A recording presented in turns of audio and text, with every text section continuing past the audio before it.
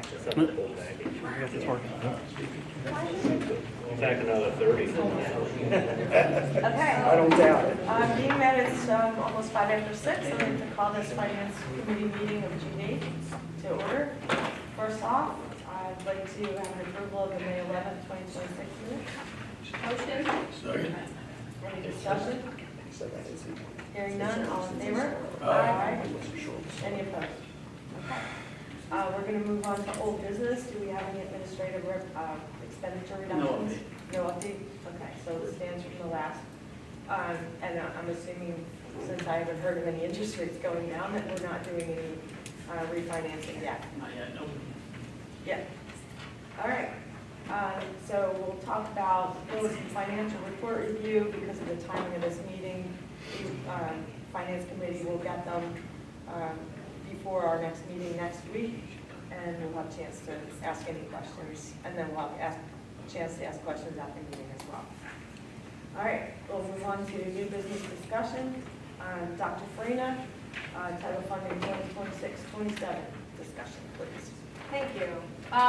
So, I started with the signage here, you want to explain that? okay, Oh, yeah, sure. thank you. So the district is the recipient of federal funds. Federal funds require an obligation to hold and discuss the use of those funds publicly and collect stakeholder feedback.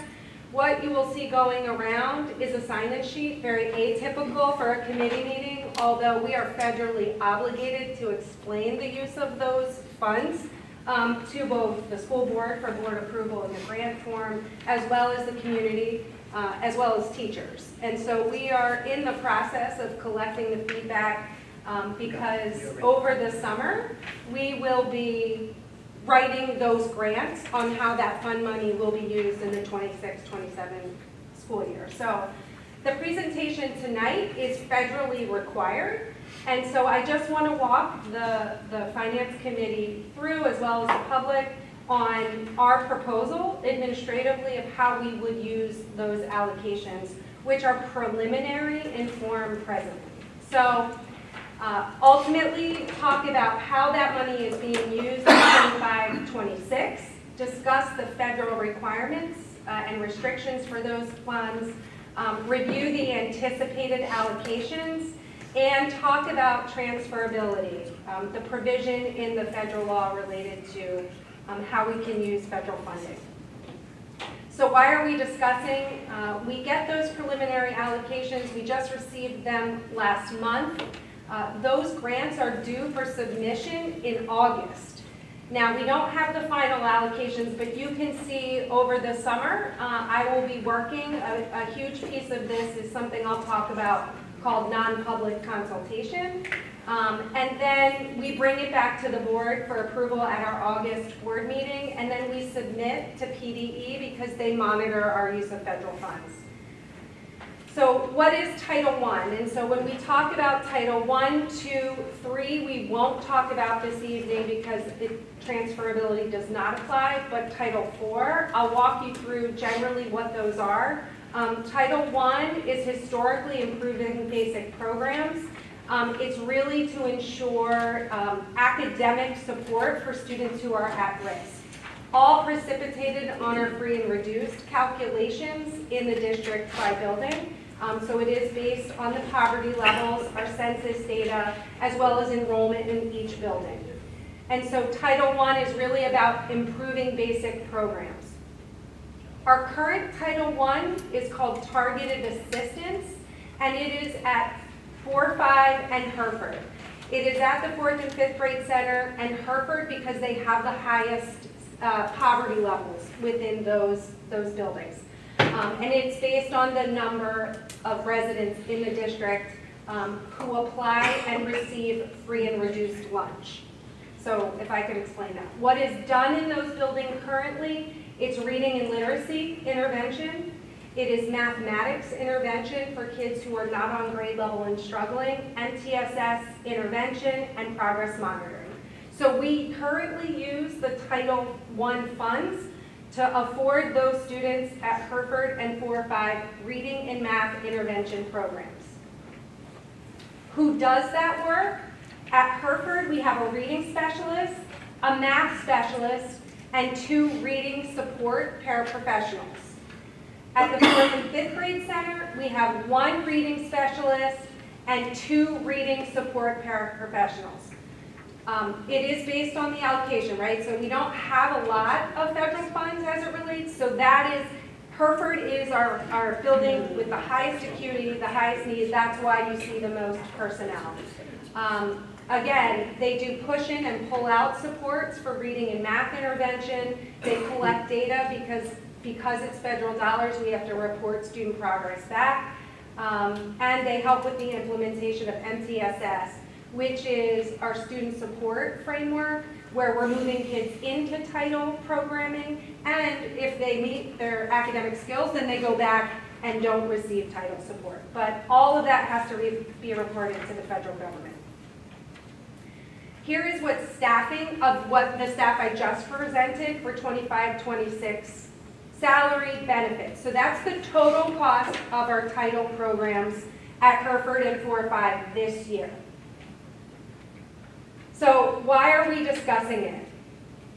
We received a preliminary allocation for Title 1A, Title 2A, and those are, the allocations are less than last year. So for Title 1A, for reading support, it's $455,000. For perspective's sake, it's about $11,000, $12,000 less than last year. Title 2A preliminarily is $70,710, which is about $7,200 less than our allocation last year. And then we are estimating, Mr. Bishop and I are estimating Title 4. That is our allocation this year. We don't have that preliminary number, so that $35,000 is a best guess until the federal government tells us what our allocation will be. So our estimate, with the Title 4 being our best guess, because that's this year's allocation, although if it follows the trend from 1 and 2, it's likely going to be less, is around $561,000. We won't get those final allocations July, maybe the beginning of August, right before the grants due. That's sort of, you know, what happens, unfortunately. The provisions under Title I are that you have to have certain amount of set-asides because these are based on student needs, right? So we are obligated, if we have more than $500,000, to do a 1% set-aside for parent and family engagement. We need to have a homeless set-aside that is determined based on the district's need for our McKinney-Vento eligible students. And we have to set aside for our non-public equitable fair share. And so what that means for those who might not know is that any district or any entity, any building, non-public school that we transport students to but are within the boundaries of our 2 elementary schools get a share, a portion of our federal funds. And so that calculation is based on the students in need within that non-public setting. So traditionally, historically, we've had 3 to 5 kids who go to non-public schools, parochial, non-pubs anywhere, and we have to send money to them. And so that $3,000 is money for kids who reside in the district but do not go to Upper Perkiomen schools. So we know those calculations, Drew and I, and so we have to set aside a reservation of funds until we, that's an estimate too because we don't know how many students yet. But that money has to come off our federal funding. I don't know if you want me to. Yeah, I'm just going to say, can you just hang it till can you remember it? Okay, thank you. So why are we talking, what is Title II and Title IV? I talked a little bit about what Title I was. Title II is supporting effective instruction. It has been historic. Before we had full day kindergarten, it was used for extended kindergarten. Once we went full day, it went to professional development. It can also be used for things like class size reduction, which we haven't need to use it for in the district. So that 70,000 is professional development, teacher effectiveness, recruitment, leadership. We could spend that money on those things according to the federal regulations. Title IV, which I explained is an estimate, is student support and academic enrichment. So we could use it on well-rounded educational experiences. Lots of districts use that money for technology, in full disclosure, health and safety, or expanding student programs, like after-school tutoring. Those types of things you can use Title IV funds for. I say we could because if we do get more than 30,000, which if our estimates prevail and we said, hey, as a board, yes, let's use that 35,000 for Title IV. Well, then you have to spend money as they describe it. So it's not like you could spend 35,000 on one thing, you have to then split the 35,000 across three things. So it does have some strings attached if we were to use it in Title IV, for Title IV purposes. So I say all this because the one thing about the federal funds is that you can roll Title II and Title IV into Title I. So remember, Title I are all of our academic interventions at 4, 5, and Hereford. And so we can transfer those funds into Title I, and all of those dollars can be used for the intervention programs at Hereford and 4, 5. What happens when you roll up the money into Title I is there are no restrictions. Title IV, you don't have to meet the criteria with which they tell you to spend that $35,000, and it can be used solely for the purposes of reading and math intervention for our neediest students at 4, 5, and Hereford. So why would I come to you and say, I think we should roll Title II and IV? Because what I know from the data and what we've shared through educational programs and services, and certainly you can see in our academic portfolio, is that academics is our district priority. Our assessment data says that literacy and math interventions are a priority for our youngest learners. If we did not roll those funds into Title I, we would not be able to staff those positions as described on that first slide. And so really it increases our flexibility. It aligns with what we believe kids need, which is academic intervention. It does support our MTSS model that we've been working over time. It reduces any red tape, I'll call it not administrative restrictions, but red tape, and it focuses on direct services to the kids who need us most. So what is public consultation? I mentioned that it's federal funds. So we are obligated to come forth to everyone to talk with stakeholders and gather your feedback. We are required to engage parents and families. We are required to engage those non-pubs. So one of the tasks that I have between now and writing the grant is to go to every non-public entity and solicit their interest in participating in our federal fund allocation. And so they can opt in or out. Historically, lots of non-pubs do not want to participate, to be honest with you. There's a few that historically have. St. Isidore's traditionally will opt in. And that could be 1 or 2 kids. That's the data that I need to decide what our non-public set-aside is. I know, I'll go quicker now. Time's up. And then I have to submit the application. So, our recommendation ultimately is to maintain the consistency of academic interventions at Hereford and Elementary. It preserves our literacy and math programming and staffing with a caveat, and I think Drew and I could talk a little bit about that. We would maximize our ESSA transferability. Knowing that rolling it up, it takes us over 500,000, so we would have to do a 1% set aside for parent engagement. So that's important to note, that if we roll that money up, it tips us over in that set aside requirement.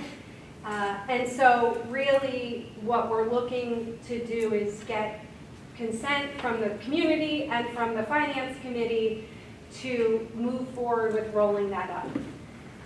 Here's what I will say. We estimated Title IV. It could come in lower.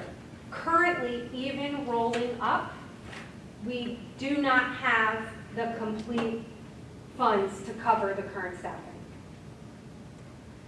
And so once I get the final allocations, we'll know the difference, but it would have to be truthful. Even moving forward in the way that I've recommended does not cover our current staffing salaries and benefits. And I think the way we calculated it is it's likely the paraprofessional positions that are the difference. Which, if you know anything about title programming, they are vital. They are absolutely vital. So, you know, some of this is a challenge for Drew and I because we don't have final allocations. But this is our best guess to move forward and start crafting the grant to share with the board in August. So, community feedback. When the federal government comes in and assesses, did we talk about this publicly? Did we solicit feedback? I handed out a sign-in sheet because that's one way of collecting feedback, but I also have a QR code. If you do have a mobile device and you put your camera up to that, you'll be able to give us some feedback as a community member, whether you think it's a good idea for the district to follow the recommendation of rolling our Title II and Title IV funds into Title I. What the difference, quite frankly, Title II we've used for professional development through TLS. So we would not, obviously, we did not budget for that in terms of an expenditure for next year. So, you know, it would just be reallocating those funds. Can you say what TLS is for everybody? Teaching, Learning, and Succeeding. It's an organization that comes in and provides instruction on best practices. They did a lot of work this year around artificial intelligence and using it ethically in the classroom, helping kids teach that. And then they support classroom teachers through a coaching model. So they have a rotation of coaches. We have done that. The focus this year was middle school. So we have worked with TLS from a professional development perspective for the last 3-4 years, post-COVID, and so, you know, we are cognizant that student supports come first, and so we can redesign professional development without using those dollars for that. Yeah, because we want to keep the paraprofessionals, we need them there. We need them there. Yes. I don't anticipate the final allocations being greater than what they already shared, but it would be ideal if they were. So the allocations are fixed, with exception of the Title IV? Correct. Title IV is, well, they're preliminary. Preliminary. Mhm. Okay. In the past, when they give you preliminary numbers, do they come in about the same? Yes. Okay, so the difference between what we could receive, and we know that 35,000 is going to be reduced by probably 2 to 3,000. Worst case. I would think. Because if 70 is going down by 7,200, just the difference. We're looking at a 30,000 difference between what's required and what we're going to get. And where does that money come from? Well, that's the full disclosure moment, is that without those dollars, they are federally funded positions, which means that they are budgeted annually through federal dollars. So if the federal dollars aren't there and the local dollars don't cover them, those positions do not exist.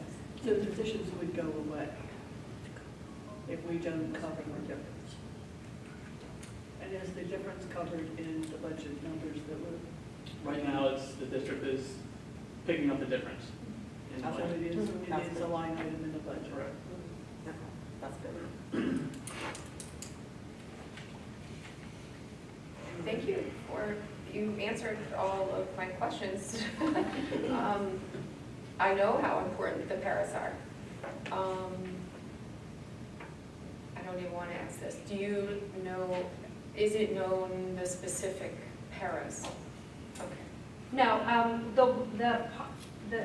the nuance of federal funds is that, there's a lot of layers to this, because they're federal dollars, and they're for the purposes of supporting our buildings in highest need from a poverty level.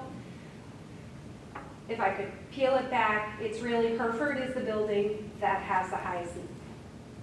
And so even if staffing were adjusted, we would always have to make sure that Hereford has the highest level of support. For example, there are non-federally funded paraprofessionals at Marlboro.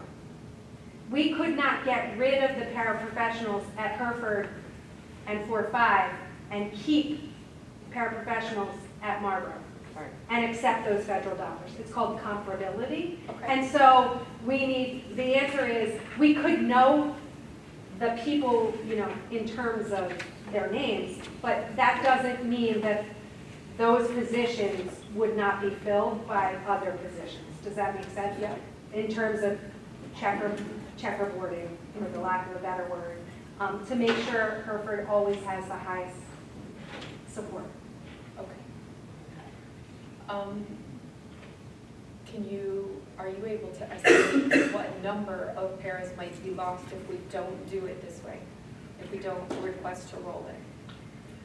I don't know if you want to share that number, or if you just want to tell me that you know. No, we met because I would want, if I was the finance committee, I would want to know that very answer, and the answer is 2. Okay. So if in the worst case scenario, the paraprofessionals could not be funded at Hereford and the 4-5 center, could the paraprofessionals from Marlboro be moved? We would have to make sure that Hereford had higher staffing, so we would have to take a look at that. would be the worst case scenario, if they couldn't afford to pay for the paraprofessionals, they would have to come out of Marlboro, for example, and be moved. That is a possibility. Hereford first and then to the middle school, or to the 4-5 center. The answer is, in order to establish comparability, because we are required to submit rosters of staff members and their credentials, and the expectation is that the highest degree of support has the highest staff. So the answer, in my opinion, would be a larger conversation programmatically, but the answer is yes, they can be. Yeah, just from the numbers standpoint. Yep. So there's a lot of moving pieces to this. I was in communication with both building administrators to let them know of the preliminary allocations and the potential for greater discussions, K-5, about, this is the first time we've seen a reduction that would result in potentially the loss of positions that were covered by federally funded So funds. last year, we were able to cover it through the federal dollars. So doing it your way, we're not losing any money. We're actually retaining people that I deem necessary personnel. And we don't, and doing it this way saves us from dipping into our budget by about $30,000. Am I understanding that right? What is the? It's in our budget. There's still a little gap, but it would be less of a hit for the local funds than the federal. The Okay. federal funds, we would use all of them. to make sure we could maximize what is spent on that stuff. So it's not, so we're saving ourselves from potentially, if we kept these positions, we would dig out some $30,000 from ourselves, no? Or is just near there? I don't Well- think they put a dollar figure on it. Yeah, so it depends on what that Title IV allocation is. So there's Okay. about a $38,000 gap currently. That's what I'm referring There's to. still a gap. So we would be covering that if we kept things as they are, essentially. Not that whole amount, am I hearing it? No, there's still a gap. Still, It's that. but it's not that big. Rolling it up closes the gap. Correct, Rolling it out closes it. correct. Exactly. But there's Yeah, still- that's- Okay, Yep. so, We just can't officially say what that is because we Right. don't know what Title IV is. okay, I understand. Okay. So, Yeah, thank you bring it down for, to the basics. I'm sorry. Federally mandated program, we have to pay more money because they're not fully funding it. well, In simplistic terms, yeah. that's what affects everything. So. Well, I suppose we could decline the federal dollars, although I wouldn't recommend that for kids. No, I'm not saying that. I'm thinking No, no, I'm we should just do this more, saying, Yeah. you're not necessarily required to do it. We're But not we required to do it, definitely but we need to ethically- do it for our damn kids. that's correct. Ethically, we need to do it. Okay. All right. Are we voting or are we? No, No, this is to collect feedback, this is to answer questions, but also share with the board the current allocations and that there is a reduction in those compared to last year, and quite frankly, the year prior. So, Okay. All right. So are you good with, if I let Don ask his question? Sure. Okay, go ahead, Don. I have two questions. One is for the non-pub money, it's a small amount, 3,000 I think it was there. But is that only goes to non-pubs within our school district geographic area? Or are we paying that out to other schools outside of the district? outside of the district. Outside of the district? Where our resident students Yeah. attend. Resident students, but wherever they go? attend there, right. Okay. Yeah. Second question is the difference that might have to be made up. Is it planned into the budget going forward yet? Yes. And how much is planned? So we have all the staffing that are currently there roll up into the budget, and now we have this reduction in the revenue. So it's, what was it, it's between $38,000 and $45,000 probably. So the taxpayers have to make up So that's the possibly difference that right now the $40,000. general fund is picking up. Okay. Does any of this money go to cyber charter schools? No, the federal dollars are excluded from the tuition calculation. Yeah. All right. Dr. Farina? Thank you. Well, I was curious, you have federal and you have the community paying. Has there been any discussion of going back to the state and getting money from the state? Do they have programs like that? So, for the purposes of intervention programming, not to my knowledge. So, I mean, I don't know in our subsidies, I don't believe so. Yeah, they haven't established their budget yet either. I mean, Yeah, That's true. that's true. it's not unique to us. I think it's across the board. Districts are seeing less federal funding. So the state would, if they were able to fill that in, would fill that in, but I'm sure we're not going to see their budget until after July 1st. Go ahead. So do I have it correct? It's about $38,000 gap, and if we roll the Title I and II into 4, or vice versa, 2 and 4 into 1. 2 and 4 into 1, Yeah. then we're about $30,000 gap? Roughly 31? I mean, if we get the Title IV allocation. Yeah. Okay. I mean, that's, So I, how much did the federal funds go down? We're short about 31,000. How much did they go down from last year? so if we're assuming that Title III is what it was last year, we're about $19,000 short. If Title III is less, we'll be over that. So they're giving us 19,000 less, but we're short 30. Where's the other 11,000? Well, both titles, Well- 1 and 2, both have less, are projected estimated less, and then we don't have the Title 4 at all yet. Isn't that the difference? That's what I was talking about, right? No? So, I mean, I will say salaries and benefits increase, so there are increases to salaries and benefits, which account for some of that increase. The other piece of that is, and I can say it, the parent engagement 1% set aside was not in the grant last year, and it has to be. And so those dollars, That's another 5,000. correct. Yeah. Right. Did I? You passed. I'm sorry, don't look, you're Yeah. gonna, did I pass it again? Yeah. But, so I accounted for our set aside obligation, which is 1% of the total. So we're rolling that money in, which ends up, this year it's like 580, but our total reservations of fund has to be 10. So I took those into account this year, where they were not in it last year. And so those dollars were considered for salary and benefits, so. But they have to be. We had a monitoring and they said, no, you have to put it in there. So that takes it down another almost $10,000. But the $88 million budget that we have out there for next year, all of these salaries are included in that, right? 35 million, I believe, is the salary number. Yeah. So all these jobs that we're talking about are included in that number already. Correct. So why do I feel like we're double counting numbers? Like, if it's already included, we're saying, hey, our budget's 88 million, we're gonna bring in 8, we need to raise taxes to get to that 88 million, and that includes all those jobs and salaries. But then we're saying, hey, we lost 11,000 over here, we may have to cut some staff. You're gonna raise the taxes to cover all that, right? Yeah. So I don't understand how there should be. So those positions It are feels in like a there from an fear-mongering type of expenditure thing. side.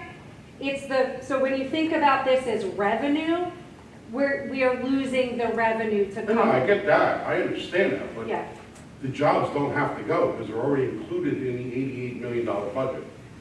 I mean, Right. I hear it, It's a little more what, nuanced who's than that. paying for it is, Yeah. I guess, that because typically those would be covered by federal dollars, that now that those federal dollars are lower, They went down by 11,000. I mean, as of now. Well, no, Yeah. it's 10,000 in set aside and 18,000 in the allocation itself. So, So there's more we have to set aside, and less we're gonna get. And there's still gonna be, we don't know the Title IV yet. Where does the set aside money go? It's set aside for parent and family engagement, for homeless set aside, for non-public equitable services, and that's $9,116. Where's it go? so the parent and family engagement, we're obligated to have at each building a minimum of 2 parent and family engagement in sessions, which include, if we're offering reading instruction or math instruction, we have to bring parents in. We have to provide them resources, that's part of accepting the federal dollars, at least twice a year. So we have to have a district family and parent engagement, then we have to have 2 building level parent and family engagements, and so those are run by Mr. Freeze and Mr. Vigilante. And so they tell us that it has to be 1%. That $5,600 is required for us to set aside for that purpose. The homeless set aside for our students who are eligible under McKinney-Vento, we're obligated to pay for some academic supports related to, and that could be anything in their program. So some of our students, their graduation fees, things like that are covered under the homeless set aside, and then the non-public equitable services are whatever school accepts it and has a student who meets the criteria for low income, that the school tells us how they want to spend that money. They provide us receipts, it comes through my office, the business administrator's office, and so, but it has to be academically oriented. They can't be out there buying anything willy-nilly. It has to be reading or math related or professional development for those non-equitable services. So back to the state, to our income or real estate tax, let me get it right, school tax.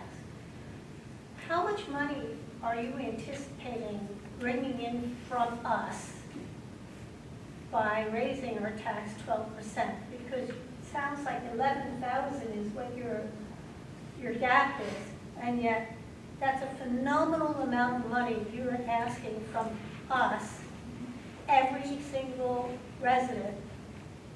I'm sure that's more than 11,000, so. That's It's only- 12.8%. All right, well, that is totally separate. I wouldn't say it's totally separate. It's not, but it is. Those are only federal funds. And that only covers what the federal tells us to cover. So Can you tell us what's justifying the 12.8% increase? Just wait, we didn't get there yet. We're talking about our title funds. Just talking about the federal funds. Right now, we're talking about the federal funds. Okay. So the budget of 88 million, whatever it was, you're saying you don't have funding for that either? $561,000, was that the number? $561,000 comes from the federal to us, out of that $88 million. But they tell us what to spend it on. As revenue. This is revenue. That's a much bigger picture. This is a very small part of the budget. And to just zoom out a little bit to your question, I think this is how I look at this. This is, we build the plane while we're flying it, and already I'm looking at this thinking, yes, we have a budget for, we have a budget that we're deciding upon for next year, but I'm already looking at how can we shave off anything, even though it's budgeted, as things happen, as new information comes to us like this that Dr. Farina just presented. Okay, this is a different way to look at this. I'm looking at this like, even though something's budgeted, is there a way to just chip away at that at all? Even throughout the year and as we get information. So yes, you're asking like, well, it's already budgeted, so it's already there. I don't look at it that way. I look at, okay, what do I see right now, and can we have an effect on the budget, even though it's budgeted? Can we still save some money? Is that making sense? Oh, no, I get it, yeah. Okay. Do we have any other questions on this federal funding? Okay. Dr. Farina, you would. Thank you very much. You are free to go. You're dismissed. Yes. I would just ask if you do have feedback, please share it. Okay, yep. Thank you. All right. We're going to move on to P-card users. Yeah, so according to Board Policy 625 for the P cards, it does say in there that we need to board approve any employees that would have any one of those P cards. So the list that we have right here are the folks that we've identified to have a card in their name. Again, these are cards that they're sort of NEY cards, but they do have a person's name on it. We control it from the Ed Center, so if we need to lower spending limits, or if somebody decides to resign, we can just cut it off right here, which we had a problem with in the past with other cards. So just to point out that we do have Mr. Flanagan and Ms. Haney on there twice. So we do have a card for general fund purchases, and then we have a card for student activities. Because we do need to keep those two separate, being that the student activities is money that's fundraised by the students themselves. They have officers, they have meetings and all that other stuff. They approve all that. So we do need to keep that separate. So this is the list that we have ready to go if the Finance Committee recommends it for June 18th. Okay. Do you have any questions? I mean, we talked about it before, so that's helpful. If you have any questions. I think that's. What's a P card? Oh, What's a Purchasing card. It's a what? purchasing card. Credit card for Oh, credit expenses, card. unforeseen expenses that you need right away. Well, they're budgeted. Well, They're budgeted. Yeah, that was, they're budgeted. yes, they are budgeted. I got a card with a link. Drew, and these are cards that, can they bank rewards or like Yeah. cash back and We stuff do on these get, yeah, we cards? do get rewards that are higher than what we've had received in the past on different cards. Thank you. All right, so am I to assume that the committee is Yes. supposed to move forward Yes. with it? All right, thank you. All right, we'll move on to the Western Center fund balance, 24-25. Yeah, so we did receive a request from the Western Center. Every year, they do return any surplus that they may have had after the audit is complete. So when the 24-25 audit was complete, this is my understanding, and it is kind of explained up there, but I did have a lengthy conversation with the business manager over there. So when the 24-25 fiscal year ended, they had bills that came in the July, August, September timeframe that were slated to be booked back to the 24-25 year. Something happened with, I don't know if it was the budget impasse or if it was a new auditor. Is there a new auditor over there now? Or was there? No, I don't think so, but I think something happened. They do not have a cash reserve like we do. They don't have a capital fund. So those payments were supposed to go back to the prior year. They didn't make it back to the prior year, so they need to be paid out of this year. So those are kind of unanticipated costs that are coming out this year, but should have been booked back to the prior year. So their request is to return these funds back to the district. So this would have been the surplus, the $343,000 surplus from the 24-25 year, but return it after the 25-26 audit is complete, which would be probably the November, December, January timeframe. Like ours, yeah. Yeah. So that's the request. So that $126,610 slated for us would be returned at the end of this calendar year, which would put it into the next budget year. Normally, that money would be, I think, paid back, and usually it's June, I believe, that they send it to us, normally when we get it. Maybe it's July. I don't know exactly when it comes in, but, so that's the request. Does that Sounds mess like, with our budget? I'm sorry? Does that mess with our budget? So if this were to go through, then that would be an additional $126,000 that I would know about and could budget for next year.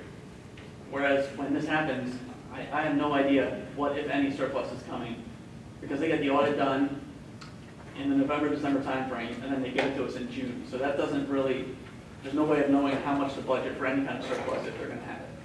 Okay. But the 126 could also go down if they have to But pay those. but they know they have this. So this is a real number. That's from the 24-25 audit, Right, yeah. so they have that from 24-25, so this is a real number, it's not a projected number. It's not a projected number, no. So this would be, I guess the reason that they want to hold on to it is because they had those other expenses come through. So now their 25-26 budget could, in theory, be short by whatever those expenditures were. Because they didn't budget for them, they had them budgeted in 24-25. Now they got to pay for it at 25-26. So they want to wait for that 25-26 audit to be complete to, I guess, float those costs and and then know what that 25-26 audit number is going to be. Because that, I guess, in theory, would be, there could be a deficit of whatever these expenditures were. So I understand the request. Do we know what they were? That's been requested as to get more detail, more information. Okay, good. So, I mean, we don't, I guess we don't technically need an answer tonight. But yeah, I put this on the agenda and then did learn a little bit more from the staff over there. Is August going to be too long? Is August going to be too long? Yeah. We need an answer. Yeah, thank you. We don't have meetings set up yet. I saw an email that said we are going to all get together at some point and go over this to get a better understanding so that then a decision can be made. So, Do we have the 126 in our revenue? I do not. Okay. Nope. Oh, Anything this is of the budget neutral. 126 that comes back will be considered additional revenue. It would It's actually be not additional budget. revenue. gotcha. Because this Well- should have come back like this month, and then I wouldn't have known about it. But now, since it extends into next fiscal year, I would This is not the only year that money's come back after July 1st, though, I think. I'm sorry? There's been different additional times when money from the West Center has not come back before June 30th. Yeah, the problem with that is that it's still, I believe, the auditors want that book back to the prior year. I have to check on that, but just because it normally comes, they want, if it comes in 1 year, they want it to be consistent so that it comes in that exactly 1 year later. It's more of an auditing procedural issue than an operational issue. Yeah. But you wouldn't add this to our budget we're working on now as revenue. So I could, the only way that would backfire is if they ended up giving it to us before the end of this month. Because then we're receiving it now, and then that revenue's not gonna come in next year. Or if they get extra bills, that if you put it in as revenue, and then there's bills, and that 126 drops to 80, Yeah. Right. Yeah, so this is the 24-25, so they can't change that. I think where we would get hit there would be in 25, their 25-26 audit. for us.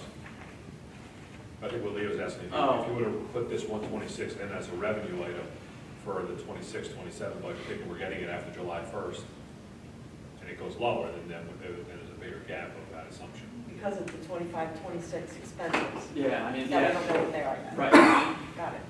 yeah, because they could have a deficit from the 25-26, and then, Question is, do you put it in or do you just leave it out? And whatever happens, then it's part of what happens in 26-27. I just don't like numbers that aren't real to the best of our ability. You know, I know all of these numbers are shiftable depending on what happens with them.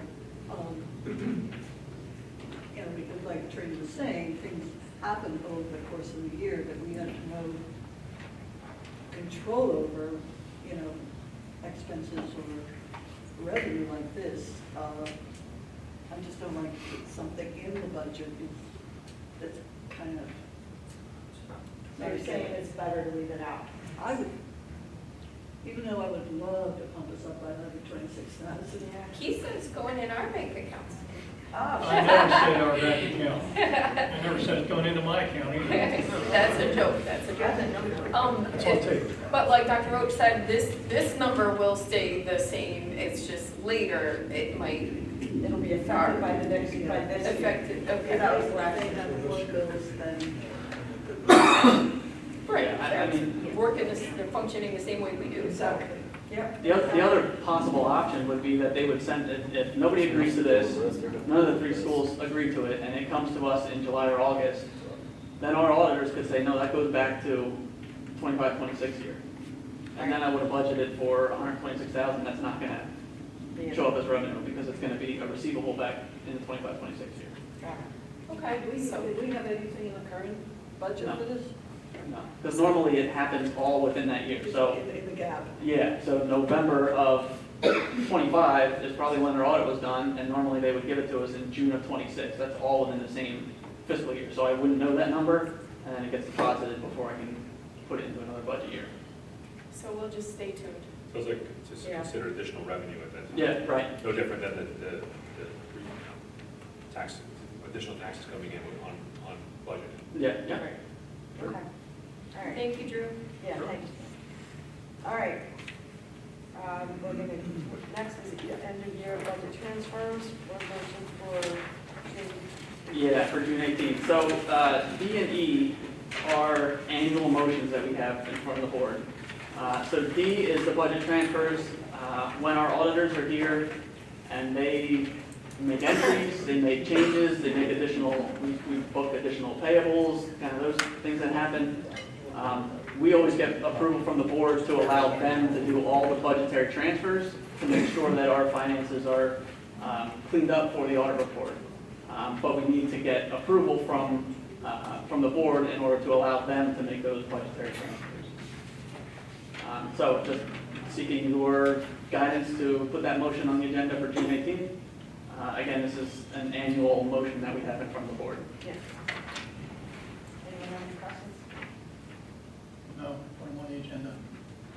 And then just real quick, the E, so I don't see it happening, but if we were to end the year with a surplus, we'd like to have a motion on, well, we need to have a motion on there in order to take that surplus and put it into some sort of committed fund balance that the board has set aside. So we do have committed for capital projects, future capital projects. I'm not seeing a surplus as, you know, to end the 25-26 year, but if we have one, we need that motion. So I see it as no harm, no foul, put the motion on before the board, let the board approve it. If we don't have a surplus, then it doesn't mean anything. Yeah. But it just allows us, if by some chance we do have a surplus at the end of the year, that we can transfer that money over and commit that money towards future capital projects. Tonight, do we decide which fund to put it in? So we've typically just done capital projects. We actually don't have any other commitments in there. So if we wanted to create a new one, we could. But we at least need, the auditors need to see your intent to commit any surplus into a fund balance before the year actually ends. And once it's in committed, we can Yeah. put Oh, in yeah. for whatever we need for facilities or whatever Yeah. we're doing with it. Yeah, and it's a board commitment, so you could commit it one meeting, the next meeting you could commit it differently and just move the money around. It's, it takes board action, but it's as simple as just a vote. Okay, I agree to do that. Yep, I'm good with that. Okay. All right. Okay, now we can move on to the current, do you know? Nope. Okay, current year budget projection by the numbers. Just jump the gun there. Yeah, so the budget spreadsheet that I use to project out, it takes the last 5 years, and it's that average spent this month and the average received this month. So the last 5 years, takes the average of those and just sort of projects out, factoring in where we are. So on the expenditures, how much we've spent through May 31st, takes that percentage and projects out how much we're going to spend for the end of this year. So when I do it through the end of May, it's showing a total of 84.6 million in expenditures, which would be 428,000 less than the budgeted expenditures of 85 million. The revenues, it's the same thing, taking a look at where we were May 31st. When I run that through, it's showing a little over 81 million in revenue, with the budget at 80.4 million. So that's a $582,000 excess revenue. Now the tricky part here is that the basic ed subsidy, the last final payment comes, traditionally that has been June 1st. And that's what it was this year. So that, it was about a almost $2.3 million payment that came June 1st. In prior years, the state has been inconsistent in when they've sent that. There were 2 years in a row that it was May 30th. And before that, there were 2 years in a row that it was June 1st. And before that, it was May 30th or May 31st. So, last year, at this time, that payment came on May 30th. This year, it came on June 1st, which means that 2.3 million isn't factored in to those numbers right there. But if I were to factor that in, because it's only a day or 2 days difference, that would make the projected revenue 83.6 million, which would mean the projection would show an additional 3.1 million in revenue. So if I factor that in, then we're looking at, you can see the 428,000 less in expenditures and 3.1 million more in revenue. So that ends up being just over 3.6 million to the good. The budget had a $4.6 million deficit, so that would mean we would only use 1 million of the 4.6 million that we had projected that we were going to use for this year. That's good. So that's the good news, yeah. That is the good news. Okay. Anybody have any questions about that? So we thought, oh, sorry, Leah, you go ahead. So we still have a month to go, Yeah. and what anticipated expenses and revenue do we have for the remainder of the year? I mean, I don't have any specifics. I would say it's on par. I don't think we have anything that's going to be out of the ordinary. So that's where these percentages are generally consistent, except for obviously the basic ed subsidy that sort of flip-flops between months there. But everything else just seems to, I don't see anything out of the ordinary coming in the next And 3 weeks. that state money, what was that, what was the allocation of that? What was that for? So that's just the basic ed subsidy, that's our 10.6 million, The yeah, basics, it wasn't any of the, no, Nothing extra. Yeah, nothing extra. okay. yeah, nothing extra. Okay. So I don't want to skip over this because I think it's good. At the end of last year, we budgeted and we thought we might have to dip into our savings account, so to speak, to the tune of 4 million. 4.6. 4.6. And what you're saying is, it looks like, at least as we sit here today, we will only have to dip into that by about 1 million. Okay, That's what the numbers are showing, yeah. and that's, yeah, And again, just to say it out loud, those are still projections. Oh, yeah. Yeah. yeah. Thank you. They're educated guesses.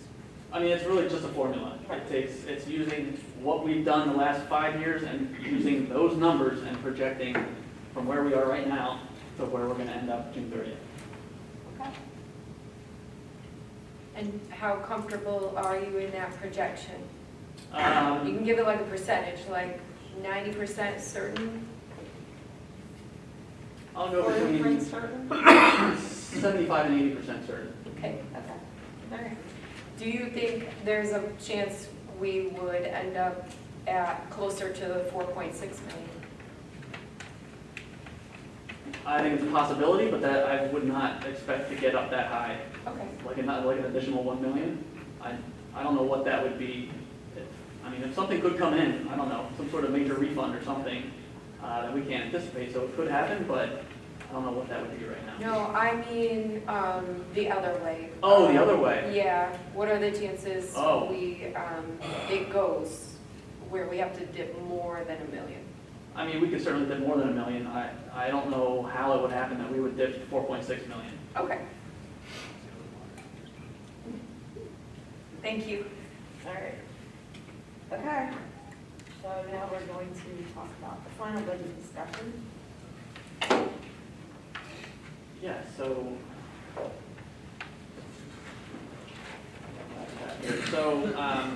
These have all been reported to the committee.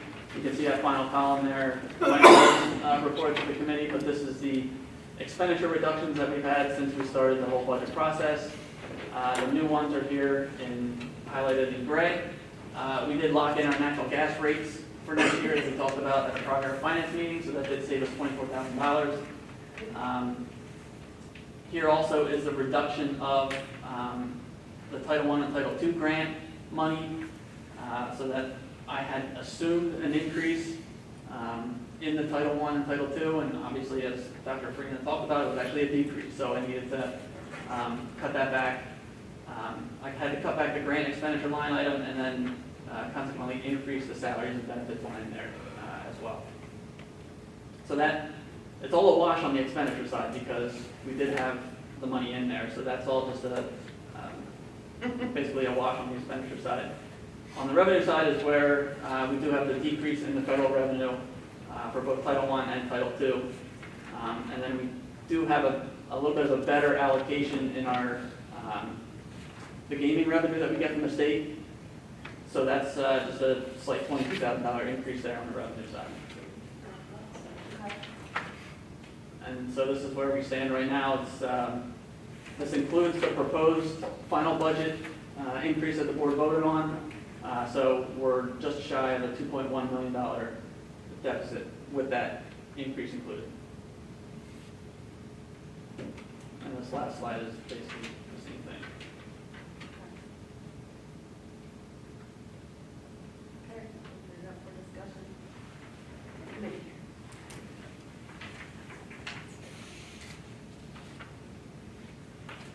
Okay, so I had emailed you and asked for a little bit more explanation about how we could possibly change the collection ratio, which is normally at 75%.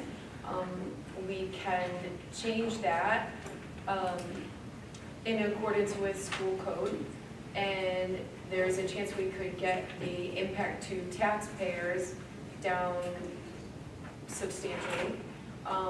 So I was hoping we could talk about that a little bit more. That's not off the table for me.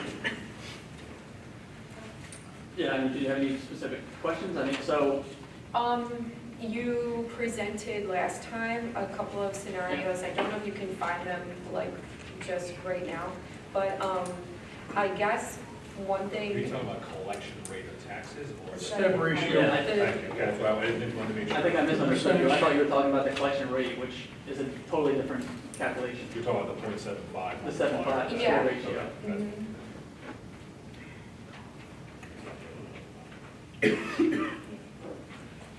So I guess maybe could you estimate what, like, if you take an actual home, like a $200,000 assessed home, and maybe show us a couple scenarios about what the actual impact might be depending on what we choose to go forward with. Because you had some numbers like that, I kind of wanted to review that. Well, so the one that we did present, I think we did present was 69%, Uh-huh. but that assumed that we would do a 4.2% millage increase. Okay. And that still left us with a $4.7 million deficit. Yeah, so There you- they are, yeah. That's the one. Okay.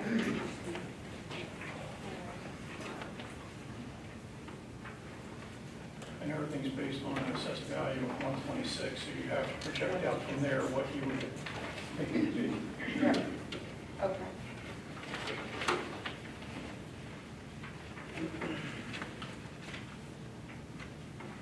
But we also said that the 1% millage increase would be the highest we would go. So that's kind of off the table for that scenario, correct? I think it's Yeah, a we have little to change tricky it to 69% with a 1% increase. Yeah, We can still ask permission to, can't we request to go over? Yeah. so, yeah, I don't think your millage can increase by more than 1%. Oh, I think that's what, That's what I'm trying to say. yeah. okay. I don't know if that's a law. or- I don't know if it is I think it's either, just the but best practice of. It's a best practice. We don't want to say 1% and then all of a sudden we're doing 4%. That's assuming that everyone is understanding the millage versus the taxing. Yes. Right, You know, but, understanding it, because those two things are different, so the question, I think, is if you were talking about looking at that 6.31, I'm assuming both people are here because of 12.8, right? So I don't know if they would necessarily argue about 4.2 millage and a .69 figure with that bottom number with 6.3, that difference. I think, that's, I think, the piece of, this is the first year that we've actually talked about touching the .75 up to the 75% number. Again, we would want to get some feedback or advice on that. that's what I wanted to look at, Piece. the actual impact to taxpayers, which you have some scenarios here. But I thought we could, like, request to go above, we voted on it, but I think we can, But I was back in December or January, where we would not go over the. Yeah. We know exactly. Yeah, we're beyond that. Yeah, we're way Okay. past that. Yeah, those are just specific exceptions for special education, teachers or other. Yeah, there's That's- only a couple things. Yeah, that speeds up the process. Yeah. okay. Yeah. The question here is more about the village and the overall Act One. We're balancing the Act One with STEP, Yeah. and that's the kind of conversation we're having here.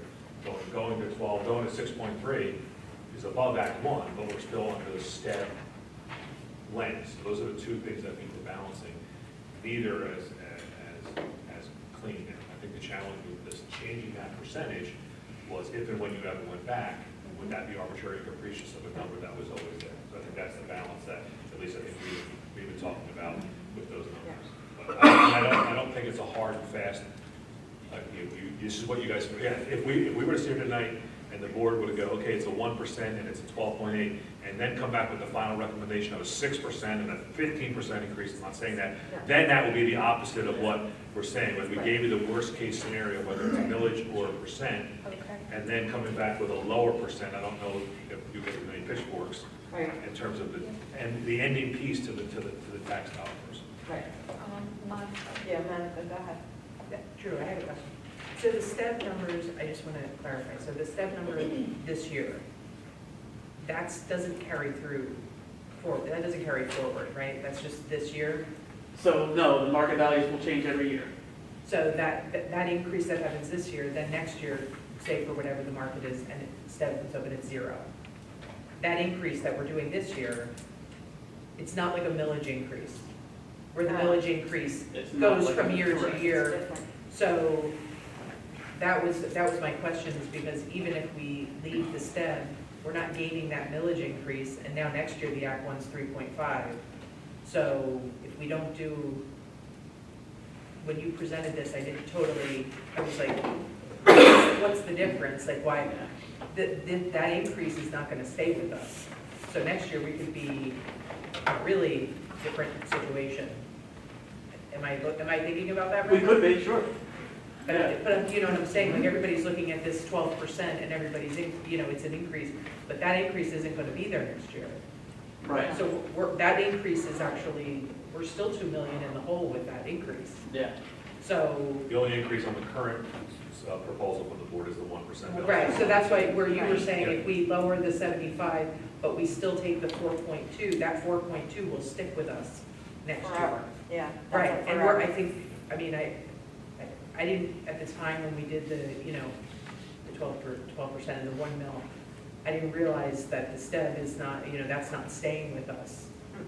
So not taking advantage of that 4.2 this year. That's the only is- time to equalize the taxes between Montgomery County and Berks County from Right, whenever they were assessed.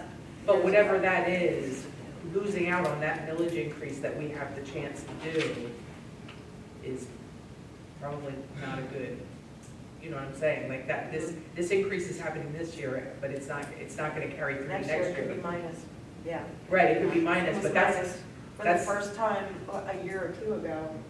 Yeah. that I. It's almost like one-time money. right, well, that's what I'm saying. Yeah. So we're losing the opportunity, every year we have the opportunity to do that millage increase, that small percentage with the Act 1 or whatever. Right. We're losing out on that millage increase to carry from year to year. You know what I'm saying? Yeah, Okay. I did. Did you have a question? Go ahead. Is there any thought process of consolidating the buildings Okay, and either selling this one or the 4-5 center like was originally planned when we got forced into paying for the middle school? I know. Is there any thought process of selling any of them so we don't have to deal with this for a couple of years? So, all right, we've talked about this in facilities multiple times. So we did request that we figure out how we could move things around. Because obviously there's people in this building, people at the 4-5.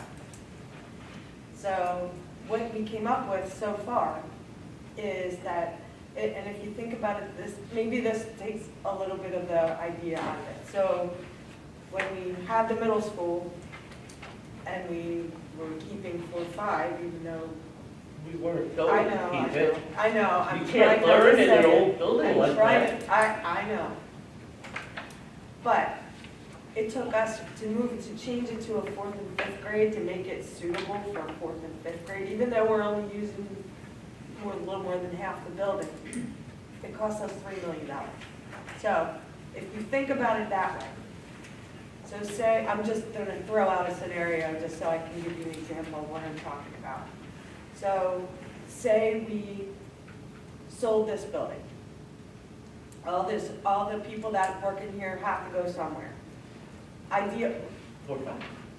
Well, I can tell you that we've talked about that a lot. And a long time ago, I tried to figure out how could we squeeze everybody in there. It didn't work out so well. Then we lose auxiliary gyms that we have occupational therapy and physical therapy. Like we do use that, it's just we don't use it as classrooms. So then we thought about, all right, what if you got rid of 4-5? Okay, so there's a couple problems with that. One is you lose all the fields, and all those fields are where the middle school kids practice and play. We wouldn't have them anymore. all of the fields are high school fields, and the middle school fields are at 4-5. If you did that, you might be able to squeeze 4th grade back to the elementary schools, because remember, couple years ago, we made full-day kindergarten. And that went from, we had to remodel to add those classrooms for full-day kindergarten. Wasn't that supposed to be here? No, I'm Yeah, talking a it couple, was. I know it was. I'm agreeing with you. Remember why I'm on the board, okay? So if we could squeeze 4th grade back into the 2 elementary schools, you still have 5th grade. What do you do with 5th grade? Somewhere in the works, there were plans to put a 5th grade wing on the new middle school. What does that cost? Like, you're talking building another building. That doesn't work either. That's, at this point, I would hazard a guess that if the middle school is 52 million, I bet you it's probably 30 million to put that wing on that for 5th grade. And then you have to talk about not only no fields for them, because there's no fields because we wouldn't have 4-5, but what about the traffic? How bad is it now? Like, how bad? And again, I don't want to be the one to say this because I was the one who fought the middle school. I get it. But I haven't seen anything that, and believe me, I know my facilities. I know them. That was my other committee when I got on the board. There isn't somewhere to move them that's not going to cost us more money than we're going to make on a building. But the whole community I know. is very upset. I You know. have this expensive building, now you're asking for, online it was saying 12% increase.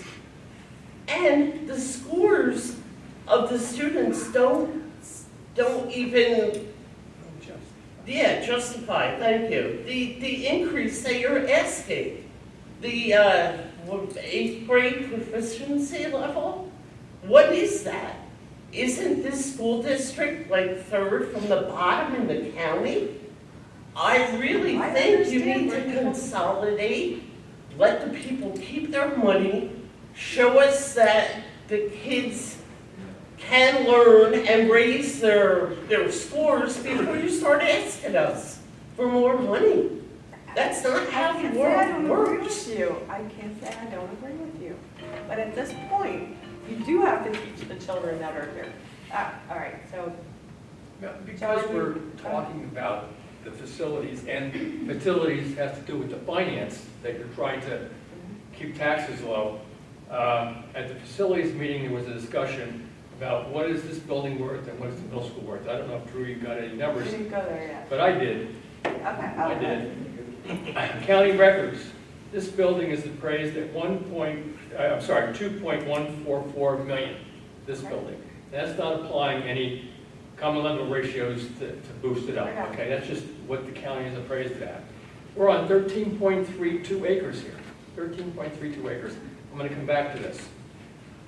The 4-5 building is on 18.06 acres and is appraised at $7.5 million. $7.5 million. And Keith, what was the last bill you got for the water bill for the 4-5 building? $25,000 for repair? For the water, something broke It's there? not. No. Pardon? It's not that. Okay, well, when we were talking about it, when you were talking about it at the facilities meeting, 25,000 was mentioned. Okay, so we have 2 buildings here with a lot of acreage, and what to do? Dr. Roach proposed back in October a couple combination scenarios. Add-on, build a new building, and so forth. I'm going to suggest to the Finance Committee and the Facilities Committee, when they have it again, there's another possibility. You have this building here with 2/3 of the building empty, which would make a nice gym. You could build classrooms on the north side here, on the west side, sorry, 6, 7, 8 classrooms on a slab. It doesn't have to be 2 stories high. And there's a big 13.32 acres that we have here that would make a nice playground for kindergarten. And as far as middle school playing somewhere, you have that big field across from the high school, in front of the high school. Not that big. Believe me, nothing don't say it can't be done. I'm not saying Okay. it can't be done. There's, I'm saying it can't be done so this what you year. do is you sell the 4-5 building for $7.5 million or more. You apply that money to fixing this building up for what its intention was for kindergarten. You get rid of the total expenses of the 4-5 building. Get rid of them. And see where that helps stabilize the tax a little bit. Is there any chance, can I get a copy of your numbers, or can you? You can go right on county appraisal, tax records, that's where I got them, right off there, Okay, okay? all right, I have them so, written on a piece of paper. You can go right on county and you can get all the information. Can I go photocopy of that? Trina, I wrote them Sure. down, I'll give them to you later. okay, there you go. No I problem. just had one small question or suggestion. I'm on Main Street, Red Hill. The fields behind me, 997, the high school fields, are massively underutilized. We were talking about the fields, or maybe cutting my own throat saying this, but possibly developing those fields for some reason.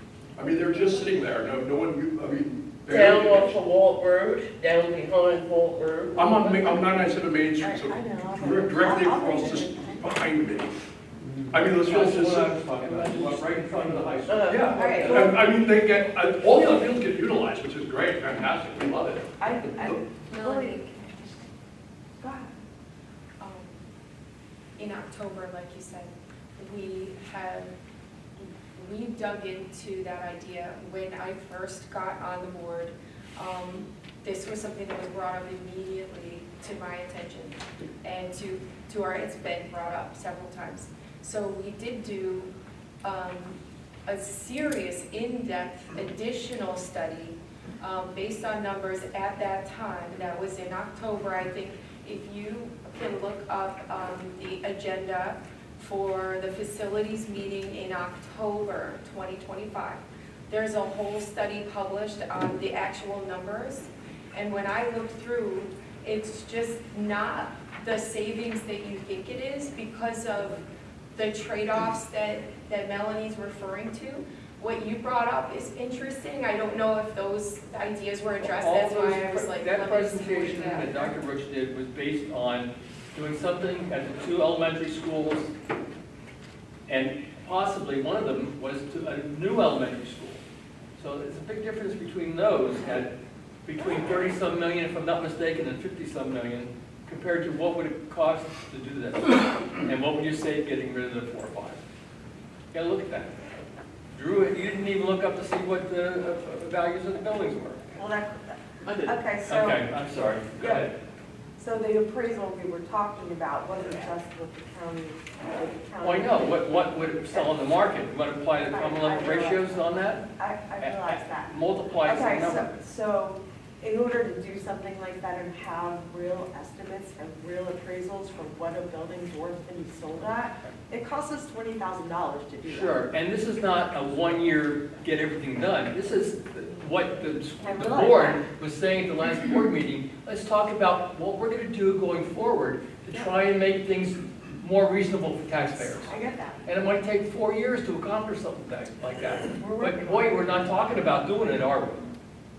Well, maybe not exactly what you're saying. No, but something, okay, I something. agree with that. Okay. I agree with that. Let's But keep right going. now, we have a, I'm sorry, go right, I I'm know. sorry.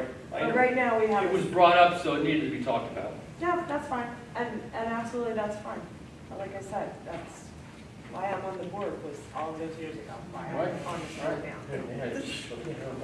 This is 12.8%. You're saying that's this year only and it won't be? All right, so let me back up. Let's do a little bit of STEM research here so you can understand, because it's really confusing, and I will be happy to explain it.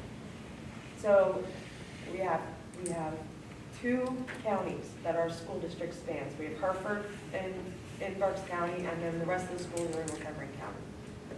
So as it was explained to me a long time ago, there are assessed values. Each county, they don't do it at the same time, assesses their properties. Hasn't been done in a really long time, and it probably will never be done again because it costs the counties too much money to do it. So the state came up with the State Tax Equalization Board, which is supposed to be equalizing the way that Hereford way the Berks County and the Montgomery County, the way they are assessed, to try to make them equal, because they were such different times that the assessments were done. So what makes the 10, we like to say, 0 equals something, because we're always subject to the step tax, the step ratio. So this year, to back it up just a hair, so the numbers that the Department of Education uses to come up with this step ratio for the few districts that are in 2 counties is based on real estate sales and values from 2 years prior.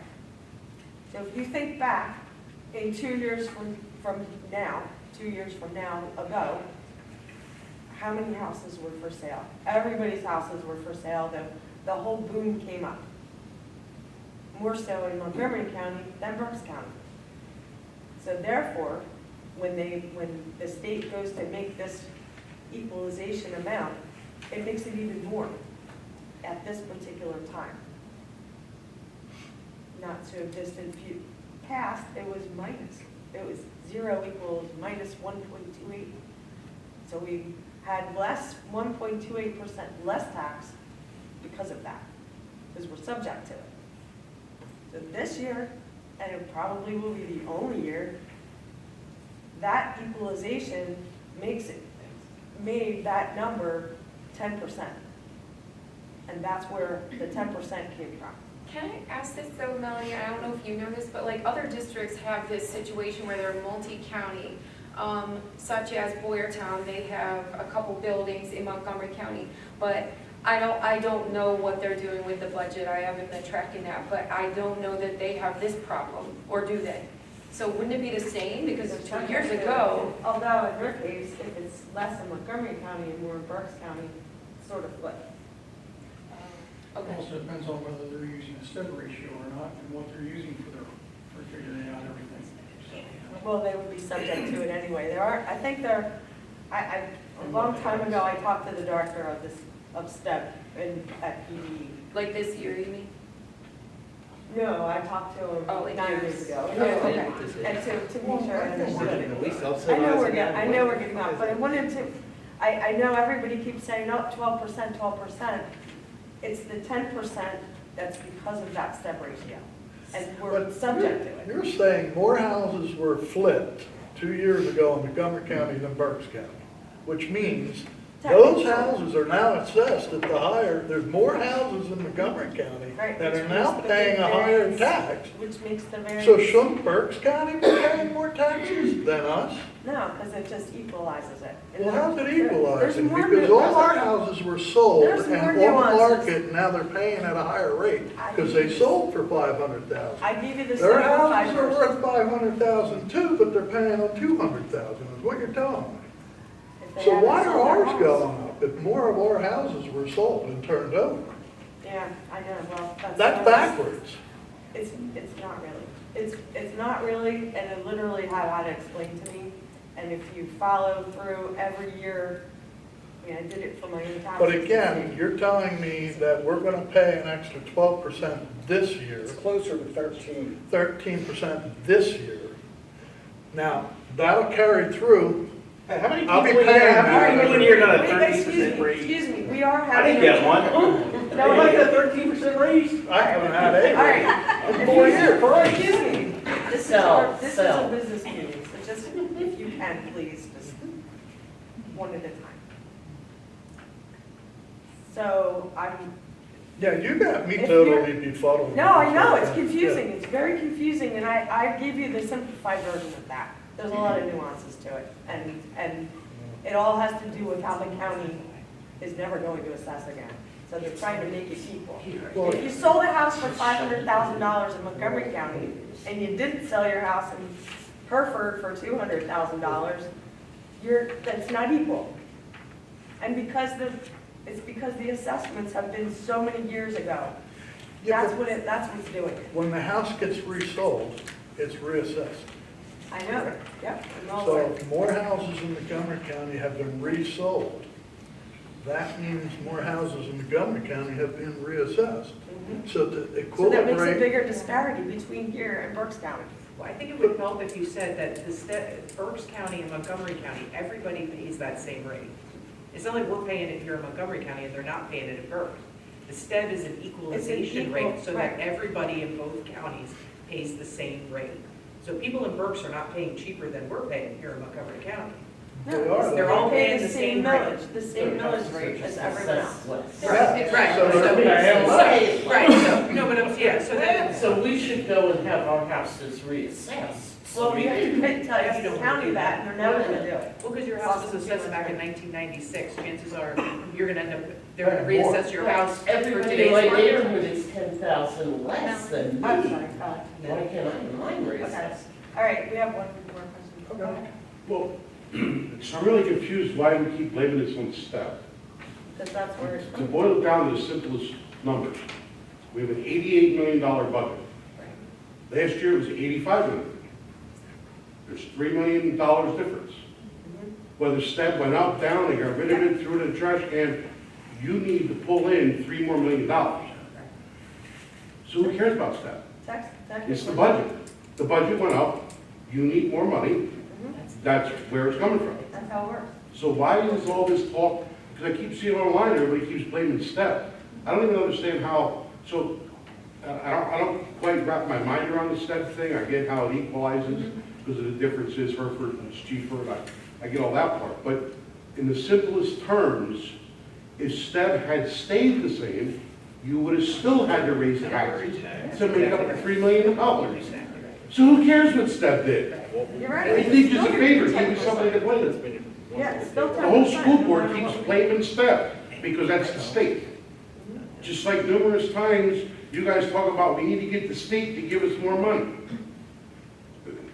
I try to wrap my head around these things. I don't know if you do it to mess with the public, No. because some people aren't that bright, or they can't calculate numbers, or if you guys just don't know. Monica mentioned We don't know on, what. well, like Monica has mentioned online, I've seen, about, we need to go, she agreed with someone, we need to go to a hole where the state pays it. But you guys realize Philadelphia spends $21,000 per child. We spend about 28. Pittsburgh is probably similar. If we went to the state funded all the school districts, like a state sales tax or something, got rid of property tax, you guys can't manage 28,000 per student right now. What would you do if they gave you 21,000? Guess we'd go out of business, wouldn't we? So you, Yes, so, sir. Actually, I disagree with you for a Yeah. second. Okay, we're running a freaking business here, okay? We're trying to educate kids. We are a nonprofit running a business here. We've got payroll, we've got benefits, and we've got to turn out a product that doesn't earn us any money, doesn't make us any revenue. And I've said this for years. And the thing is, we're being held, as I said a little while ago, for the federal mandates. They're saying, do this, and they're not giving us enough money. It was decided a couple years ago in court that our property taxes are incorrect. We should not be paying them like they are. This was decided by Upper Merion School District, the suit was, I think. The funding formula by the state is incorrect. So yes, I will continue to say that the state needs to give us more money for this and not pull it out of us locally. Because the state has the money and they'll spend it on everything else. And as far as managing money, us spending money against Philadelphia, what the hell do you think the Philadelphia schools look like? And look at everything that they're cutting. So, if you want the state to be our primary source of funding, we would end up looking like that. Philadelphia's $4.2 million okay, do you want us to look like Philadelphia? They get $2 million or $2 billion from the state. So 2.2, a little bit more than half, barely more than half, of their budget comes from their local people. We don't get half of ours from the state, but Philadelphia does. But to Keith's point, that was a Pennsylvania Supreme Court case. So And I get that, but. Which is that point, is that there is there's no equity in this system, because there's only 3 places that school districts get federal government, state government, and local taxes. In rural areas like where we live, where there's no industry, it hits the taxpayers really hard. And what that bill was trying to do, was trying to equalize that, and it made it through the House and it died in the Senate. But, I don't know who just said it, but federal, we are required annually to budget for things that are required by federal and state, despite them, as you just saw, cutting the state and federal money that we get. I get that, but there have been a lot of mismanagement, not this particular board, but the previous boards, with that monstrosity of a middle school, with, you know, I mean, we built the middle school and we have no fields for it, because we have to hold on to the old school we're supposed to get rid of. Like who was the brain surgeon behind that one? I think. I mean, so now this guy over here stands up every time he's here and says, look, we're not gonna do it today, but can we start making plans at 2 years, 3 years, 5 years down the road? Okay, we actually do, in facilities, we do have a whole list of issues to address, along with the finance committee to help us. We're going to evaluate the buildings. We're going to try and see what we can repair. We already know that we have to spend probably $40 million minimum to do repairs that should have been done here years ago. And every time we delay, it's going to cost us more. So, you know, we can't keep debating this same issue right now. We need to come to a resolution as to what we're going to recommend on Thursday. And then we can go through this all over again with the full board. You're saying the 3 million more, like a lot of that, I don't have the numbers in front of me, but Drew, we were just in contract negotiations last year, so that a big portion of our budget goes to salary And I get that, but we have a 16-to-1 student-to-teacher ratio, I believe it is. Maybe we could let the older teachers retire and not replace them. I'm not saying we're not firing people, but just through attrition, we could allow some to go. Maybe we go to 18 or 19-to-1 student ratio, lose 4 or 5 teachers. Like I said in a previous meeting, if we get rid of the Okay, but that's 4-5 not a center, discussion for right now, because you lose the entire administrative staff. You don't have the principal, the vice principal, all of their stuff, right? There's over $1 million a year right there just for the administration. Not counting the building. We do consider all of those things you just said, and we'll continue to do that. Nobody does, like, we're gonna be here again next year, the price. come to our finance meeting and come to our facility meeting every month and listen to what we're doing. He does. I've been trying to. And so do I. I appreciate that. Right, and we appreciate it. The problem you have right now is you're short money for next year coming up. You gotta make it up somehow. It's gonna Bottom still line, be you gotta short. make it up. It's still gonna be short. Yeah, it's still gonna be short. We're gonna get that. I've been trying to speak all night, but nobody, you keep telling me to be quiet and wait your turn. I didn't but actually. I still didn't get a chance to speak. Len. All I know, hi Melanie, how you doing? I'm okay, Len.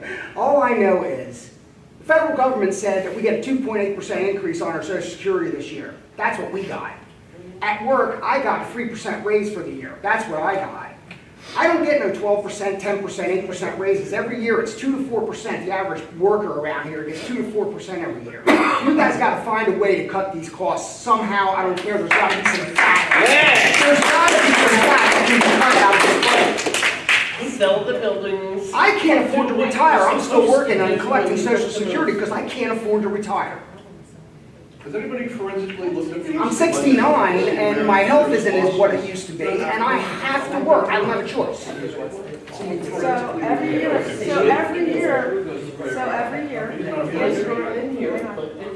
every year, all of our expenses get audited. Costs us about $10,000 a year. It's something we have to Maybe do. there's a time for a better version of that. Well, it's. Letting go. Who goes through the list? Yeah. Fantastic. All right. Just ask. We have one more question, then we have to. My employer's cost has gone through the roof in the last couple of years. I have not had a raise, zero raise in 4 years. I get that. So, again, government affiliated, we'll just vote ourselves a raise. So are all your teachers getting raises and salaries, raises and benefits this year? Meanwhile, how many in here had a raise in this year or last? All right, wait, we're not polling the audience, okay? Okay.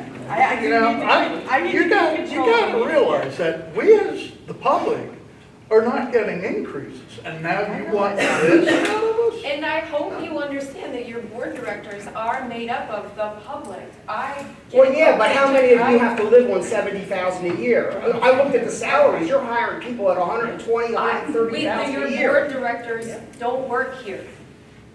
We live in the community just like you. We work at other jobs, and we don't get raises that are 12%. We want this just as badly as you do. Well, all I'm saying is 12 and 13, basically almost 13%, is gonna drive more people into poverty around here. More people that can't afford to pay their bills, and then you guys are gonna have to come around with more money. Where are you gonna find the federal dollars to help those people out? Yeah, I know. Yeah, we're not saying we like any of this either. Yeah, you need to find a way to cut this down. It's just, it's outrageous. Hey, Sell do the you have a question back buildings there? and be done with it. Yeah, sell it. Hey, all right. Peggy, do you have a question back there? No, I was just gonna add that as a board, we do have to work harder at being fiscally responsible and really, you know, putting the pedal to the metal and being more responsible in how we spend our money. That's a broad statement, but that's a fact. And we are dealing with decisions that were made by past boards, and we say that all the time on the board. The decisions we make today are gonna affect future boards. Yeah. And we've gotta be more cognizant of that, and we gotta pay attention to that. Tax and spend But the policies never decisions work. that were made Tax and when the spend. middle school was built, the decisions were kindergarten in this building, closing the I know. 4-5 center. I'm well Those aware. were the decisions that that was voted on. It didn't happen. It's still not It happening. wasn't voted on, that was the problem. That wasn't the problem. It was not voted on. Well, the only voting on that happened was that the school board got flipped for the people that wanted to not have a middle school. And that was the people talking. And that's why we're here. And then that didn't work out, so now we have to deal with what we have. Didn't work out. Well, I voted for you, Melanie, and you, Keith, so don't let me down. We're trying. This is not easy. Well, it didn't work In out, the but I end, couldn't bottom figure it line out. is, you're raising your budget with the self-assurance that you know, no matter how high you raise it, you'll be able to pay for it because you're gonna raise our taxes. So the question is, what are you going to do to manage your budget? The rest of us manage on our budget. We don't get to just raise it. You're nodding your head yes, but I'm asking you, how are you going to stop raising this budget every year and then expecting us to pay for So it? can I It's understand. unacceptable. Okay, so, in other words, then, and then I don't want this to sound harsh because it's not. So, in other words, none of our expenses can ever go up, because that way we have to tax more. Because again, like he said, we're a nonprofit, basically, because we don't have our own revenue to generate. So, No, it's not Now in other listen, words. now listen. It's not in other words. It's being responsible. we are being Right? responsible, If so you we have to lay have off to, teachers, you we lay them have to off. freeze. You have to say they get All a right. 2% raise instead I of don't a want to 3%. I don't want to argue with you, because those expenses go up every year. Do your expenses go up every year? But my budget doesn't.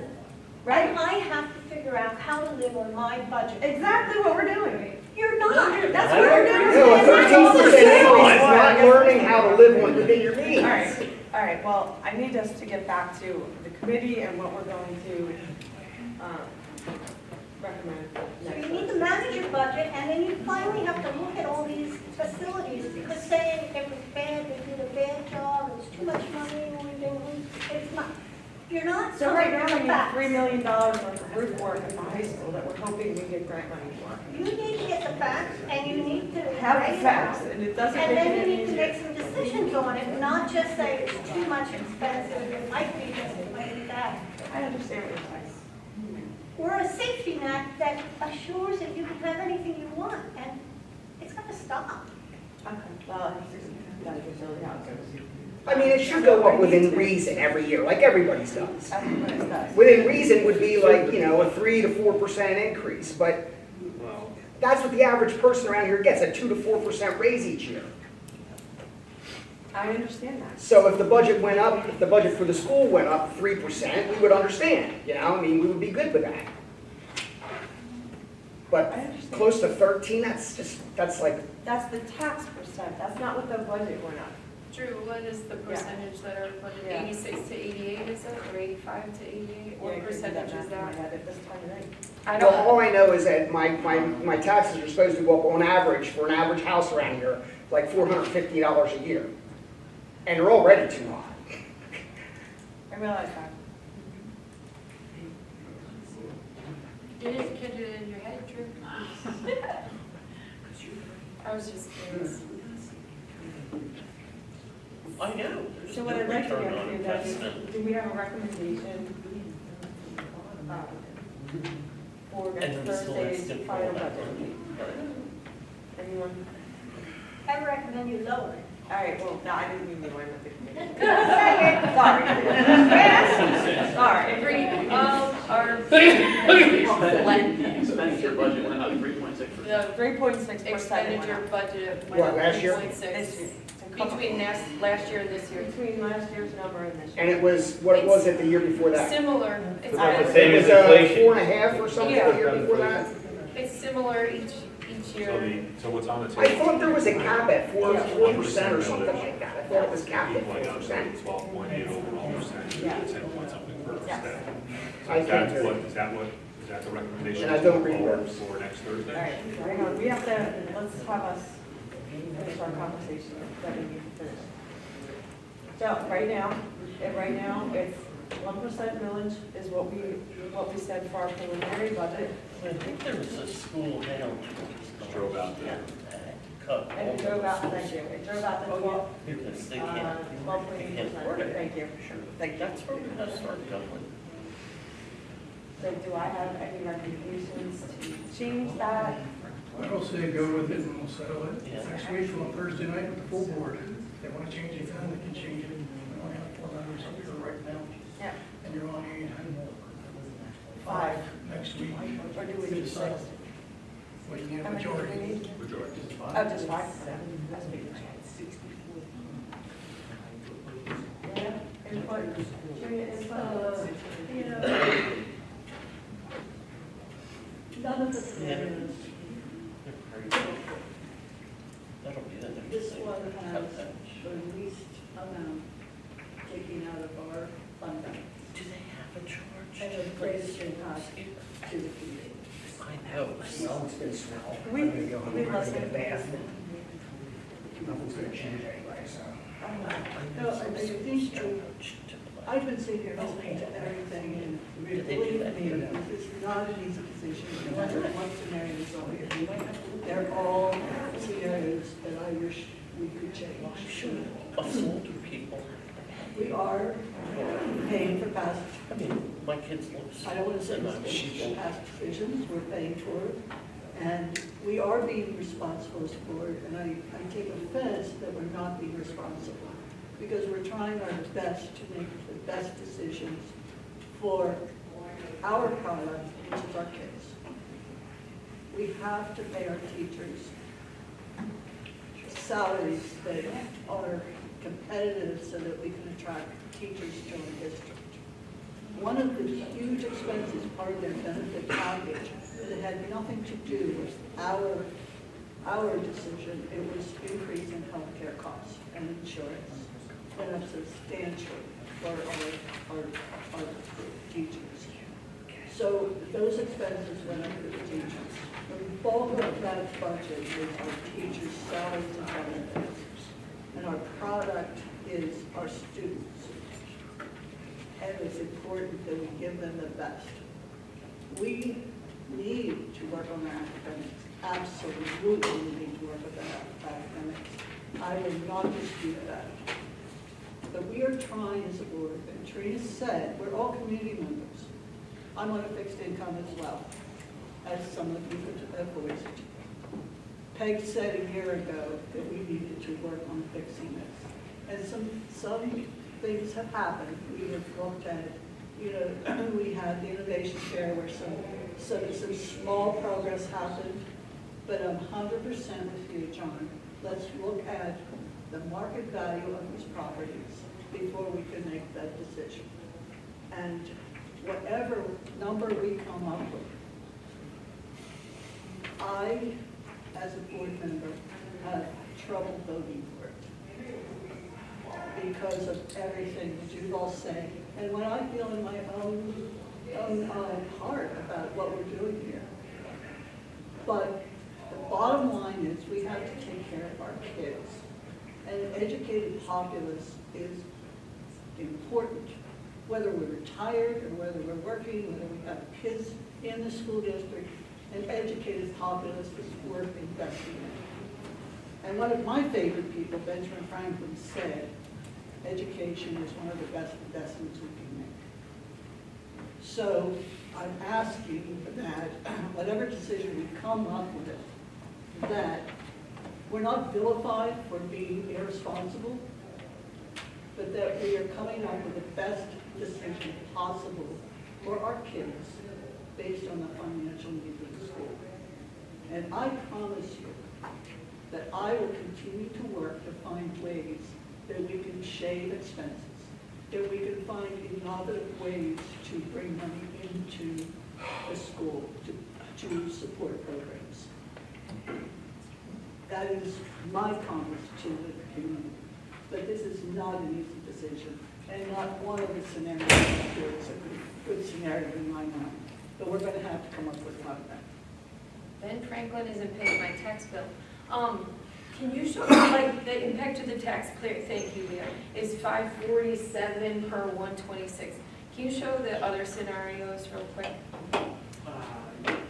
They're up on the same spreadsheet? Yeah. Wait, was it different? And then Melanie, you were saying, like, the 69% is, we definitely can't do that, because the impact to taxpayer is $289. Compared to $547 per 126,000. That's if we did a 4.2% millage increase. Yes. That's at the 69% if we drop from 75 to 65, Right. right? But impact to taxpayer is $289 compared to $547. But it also leaves a lot more of a deficit. It's double the deficit, right? Last year, we budgeted for a $4.6 million deficit, and we were able to overcome that to only a $1 million deficit. Rely on that every year? We can't. These aren't those long time years ago when the difference was a lot bigger and the deficit, when it was budgeted so that the deficit looked huge, but then became a surplus. It's not a million years ago, it's this year, but I hear what you're saying. And I understand our budget has been This is a lot cleaner and a lot tighter. However, still, it did happen this year, just putting it on the table as a factual item. Your concern is also certainly valid. But I'm looking at. And we get to a point where if we take money out of our fund balance, the balance the year before is funded every year, we'll never, ever, ever get any projects You will done. get ahead, and we're going to eventually deplete that. I don't like that either, but we're looking at today now with the step being what it is this year and presumably not the same next year or not even close. So we're looking at now. Yeah, we don't know what that will be next year. Yeah, we don't. So, Yeah. You don't know what that's going to so what are the ramifications if we drop it to the 69 here from the 75 in the future? I mean, if we make that decision. You make that decision now. 3 years from now, somebody says, let's raise it back to 75.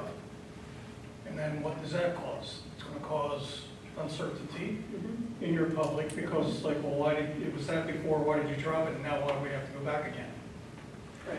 You know, so is that how you're trying to raise Yeah, taxes on us? I'm not in favor of the 69. No, I'm not in favor of changing the step ratio, so I will not vote for it. I mean, what we could do is we can change the millage that we talk about and how much fund balance we want to use to determine it. But right now, I just said 10 minutes ago, why don't we go with what we have on the table right now, and we hash this all out again next week, Thursday night, with the full board, and we can play with each Our number. recommendation the same for. Yeah, because if we decide something now, and next week, some of the other board members don't agree with it, and by the way, we need 3 out of 4 people here to approve this tonight. Okay? 2-2 doesn't stand. Ties don't count. Okay? But if we say this now, and then next week, we got a couple board members that don't agree with that, we can't go back up. This is worst case scenario. So next week, we can go down. But if we make a decision tonight, We can't. I don't want to be held to last week's board decision. No, I agree with you, Steve. I think that that's the best. The questions are, how much next week you want to raise or lower millage, and how much you want to pull out of fund balance to balance the budget. And we all have to think about what we're willing to live with and what the ramifications are if we pull down fund balance to nothing. I'm going to vote tonight to leave it as is, telling you that right now. Okay. However, But when we get to the full board, I'm going to revisit this and changing the step ratio. The percent. The percent, yeah. Yeah. Drew, could you speak to, I know that it was at a prior finance meeting, could you speak to the risk that we run in reducing that with, I don't know if it was a state mandate or what it was about fixing that number? And if that Reducing would- the 75, Yeah. changing that. So, well, I'm drawing a blank on exactly what I talked about before, but I feel like I could have misunderstood it, that if we lower, we run the risk of it having being locked in at some point. well, yeah, so there is legislation out there that seems, at least from what Dr. Roach and I have heard, that it's gaining a little bit of traction to sort of freeze this. And that's, well, it wouldn't necessarily freeze this. They would say you can be treated just like a single county school district. Right. The only way that I can see how that works is that you freeze your formula Right. as is. And now we just keep the same step ratio. So for this year, it's like a 53.5% or 53.3%. So we would keep that every year, and then it really is just a millage. So there's legislation out there that would do that, and the only way that I can see that working is that we would freeze at whatever percentage we have at that time. So if it passes with the state budget, and whenever the state passes their budget, I would assume that would take effect for the 27-28 fiscal year. So we then that run would the risk lock of it. not being able to adjust that number moving forward. So then we would not be able to Right. adjust that number moving forward. Right. Yeah. So Drew, I have a question that you may not want to answer.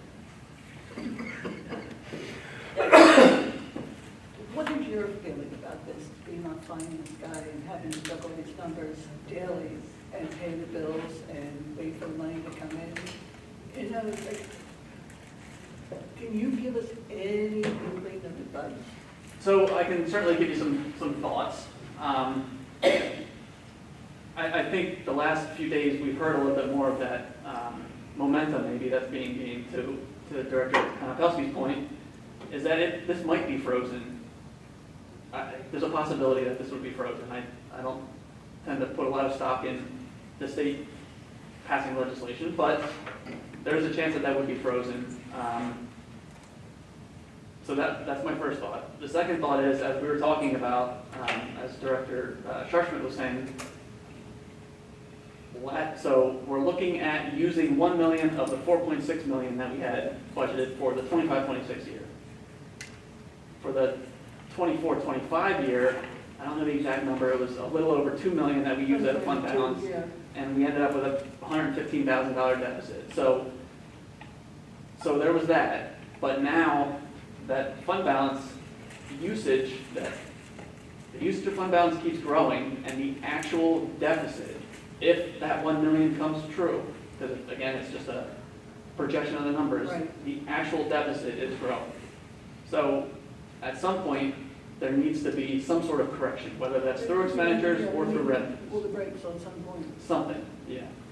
So there has to be something done, otherwise that 1 million is then gonna be 2 million, and now we're talking about losing. Now we're gonna snowball. Yeah, Right, and course. do you have any crystal ball that would tell us what that? no. Drew, because this is important, what are the chances we would get frozen at like, say we change it to 69%? Would we have an opportunity to speak into that and say, we would prefer to be frozen, if we're gonna be frozen, we wanna be frozen at 75? Probably. Because You mean to that's not change very it? nice of them to just change legislation without giving us a chance to evaluate what Yeah, we're I doing with it. don't think there would be an option to change it. Okay. After, Based I upon mean, what your most recent. yeah. I think they would look at what we submitted and say, all right, that's what you're using now. And they're not So they going to can do add that for individual, I mean, they will do it for individual school districts, but there's a whole state. So, yeah, that legislation will affect. The actual legislation gives schools the option to be treated like a single county. So there are schools that could say, I don't want that, I want to keep going through this rebalancing every year. Or you could say, I want it to be frozen. So they don't have the details of how this would all work. Right now, it's just an added 2 sentences in the law that says to be treated the same as a single county. And we've been pushing for, and I think I shared that Representative McKenzie is now is on board. Co-sponsor for it. She signed on as a co-sponsor. Oh, great, yeah, great, that's the first thing. All right, so I'm assuming that right now we're leaving it at the 1% millage. That's what I'm And approving. taking it to the full board Yeah. next Thursday. So now we'll put it on the agenda. And I gotta have some additional resolutions ready to be adjusted at the table, I assume. Yes. What's your calculator keys? Yes, numbers. If you see steam coming out of Drew's office, We'll know why. All it's right. fine. All right, move on to the informational. Yeah, so just real quick, Mr. Blainberg is resigning his position as tax collector in the borough of Green Lane. The Green Lane and Red Hill got together and formed a tax collection district. So Lori Horning will be the collector for both Green Lane and Red Hill for starting July 1. So we did work with our bill printer, and for $27, we're going to take an insert. It's actually a letter from the borough. I forget the borough manager or somebody there wrote a letter saying it's no more, don't pay Blaine, pay Lori, basically. Yeah, so for $27, we're going to slide that right in with the tax bills to all of our Green Lane residents so that they'll know for certain who to pay. Tax collection district. That they both apparently passed a resolution that said they're going to. They're little enough, in Green Lanes. As long as we don't have any legal obligation for any mistakes they make. They're bonded. No more than we ever did. No more than we ever did, correct, yeah. Lori is very good. Yeah, she'll be fine. No, So no we'll concerns All our there. tax collectors have been good. Yeah. Yes. And then just a couple of reports there from the IFO. The only interesting thing I pulled out of the school district, everybody should read these because they are interesting, but the biggest one that popped out was the projection of 3.5 as the base Act 1 index for 27-28. Obviously, we are the adjusted Act 1 index, so that 3.5 will be different for us, but that is, It'll be higher. it should be higher than that, correct, yeah. Okay. And then the monthly revenue report, and also there's new legislation out there from Senator Daniel Laughlin that would increase the bidding thresholds up to $50,000 for purchases and $100,000 for construction. So That makes sense. those numbers, 24,500, are incredibly low for purchasing items and construction. Yeah, why that's good is because whenever if we need to spend, so say need to buy a plow for the parking lots, and right now, if it were anything up to 24,000, anything below $24,500, you could do it. But anything over $24,500, you'd have to get a bid package together, have somebody make the specifications for it, send it out to bid. It's like a really long process. And advertise in a Advertise, newspaper. and everything costs you more money, and that's really good. 50,000, that's really good. That's a really good. All right. So, public comments, go ahead. Just a quick question. So on the school board meeting, if you guys cannot come to a consensus on the budget, what is just the process that happens if you, at the end of the night, you just can't agree on something? Well, there'll be motions and seconds. Well, technically, we have to have a, Do you have to stay? we have to have a until you budget find- before the end of the month. Okay, so you could potentially make. So another we would meeting. probably have to schedule additional meetings. Okay, I didn't know if you couldn't leave the building until it was done. Oh, sure. I'm dialing in remote. not. Yeah. Go ahead. I might have this wrong, but I think in one of the previous committees, Drew had mentioned that he didn't know what the state finances were gonna be until June. Do you know what they are yet? No, the state has not passed the budget yet. They probably will not until long after we pass our budget. August. We're both required to have a budget by June 30th, so they can go past that for some reason. So the numbers that you're putting up there are to cover that $88 million budget. And I think the state gives us like 14 million or something, if I remember right. If they decide to give us 17 million, just.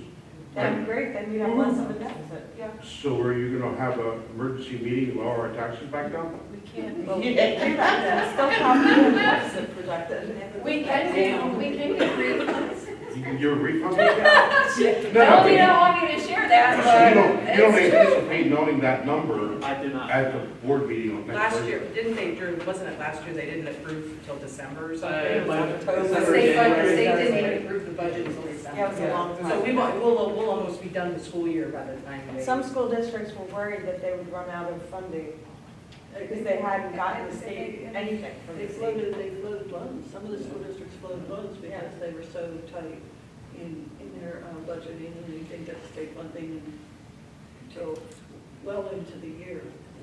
Yeah. Yeah, okay. All right, any committee member comments? I just want to reiterate that we're really trying to work hard on this. This is a very tough decision to make.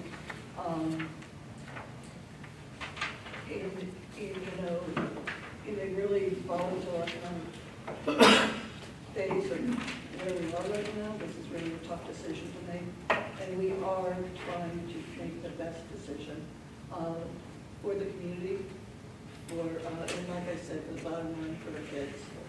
And that's what we're all here for, to educate our kids. And education is expensive. Okay. Trina, Keith? Anything? Okay. We need, I think I said enough today. All right, I look for a motion. Motion. to adjourn. Second. All right, all in favor? Aye. Any opposed? So that All now. right, thank you, everyone, and thank you, public. Did you have one? There he is. And it doesn't. Yes, sir. Current year.